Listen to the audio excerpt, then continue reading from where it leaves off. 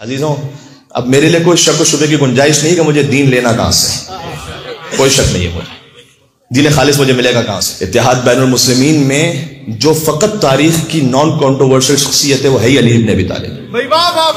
علی کے نام سے کانٹروورسی نہیں ہوتی، علی کے نام سے کانٹروورسی ختم ہوتی ہے۔ تین راستے ہیں اللہ تک پہنچنے کے لیے جو مسلمانوں نے اختیار کیے ہیں۔ میں کسی پہ کمنٹ نہیں کروں گا چونکہ اس وقت میں اتحاد کا ایک نقطہ پیش کر رہا ہوں، لہٰذا کمنٹ کرنا یہ اتحاد کے خلاف ہوگا۔ میں فقط بتا رہا ہوں آپ کو، صحیح غلط کی بات نہیں کر رہا۔ ایک راستہ ہے امامت کا راستہ، کہ امامت کے راستے سے وہ خدا تک پہنچتے ہیں، ایسا ہے یا نہیں؟ آپ امامت کے جو راستے میں ہیں ان سے پوچھئے کہ کیا یہ گنجائش ہے کہ ہم ابتدا میں علی کو نہ مانیں اور دوسرے امام سے شروع کر دیں؟ تو فائدہ ہی نہیں ہے، پھر کوئی فائدہ ہی نہیں کوئی۔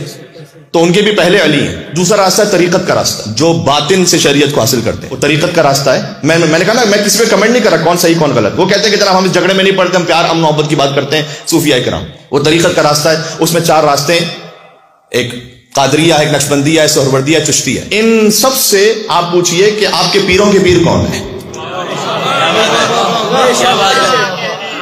جہاں کہیں عرس ہوتا ہے وہاں جا کر ان کا پورا سلسلہ جو طریقت کا ہے نا وہ بیان کیا جاتا ہے۔ اس میں سب سے ٹاپ پہ کون ہے کہیں جا کے دیکھ لیجئے، چاہے خواجہ نظام الدین اولیاء کے یہاں جائیے، چاہے خواجہ معین الدین چشتی کے یہاں جائیے، چاہے شمس تبریز کے یہاں جائیے، چاہے عبداللطیف بٹھائی کے یہاں جائیے۔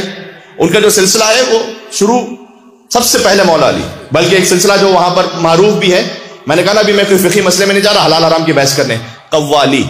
یہ جو قوالی ہے یہ قوال کے لفظ سے ہے، قوال عربی زبان کا لفظ ہے، قوال جو ہے وہ عربی زبان کا لفظ ہے۔ قوال صیغہ مبالغہ ہے، قوال قول سے ہے، یعنی ایک بات بار بار ایک شخص کہنے والا کوئی ہو، بہت بار ریپیٹ کرنے والا ہو، جیسے جبار، جبار یعنی بہت زیادہ جبر کرنے والا، جیسے قہار، یہ سارے صیغہ مبالغہ ہیں۔ جیسے کرار، میدان میں ڈٹ جانے والا، جیسے فرار، بار بار بھاگ جانے والا، ویسے یہ قوال، بار بار ایک قول دہرانے والا۔ یہ جتنے بھی نسبی قوال ہیں نا پرانے، ان سے پوچھ لیجئے یہ قوال کا لفظ آیا کہاں سے، کون سا قول ہے جو تم بار بار دہراتے ہو؟ تو کہیں گے قول نبی ہے جو بار بار دہراتے ہیں۔ قول نبی تو بے شمار ہزاروں ہیں، کون سا قول نبی بار بار دہراتے ہو؟ وہ کہیں گے من کنت مولا فہذا علی مولا، من کنت مولا فہذا علی مولا، من کنت مولا فہذا علی مولا۔ بعد میں اب اس بات کی گزارش کر دوں کہ بعد میں پھر اس میں بعض دفعہ حرام میوزک بھی شامل ہو گیا، کچھ ساز ایسے شامل ہو گئے جو ناجائز ہیں، وہ جائز نہیں ہے۔ میں کہہ رہا ہوں کہ بعد میں اس کی شکل بدل گئی، لیکن اصل میں جہاں سے یہ شروع ہوا تھا وہ مولا علی کے ذکر سے شروع ہوا تھا۔ آج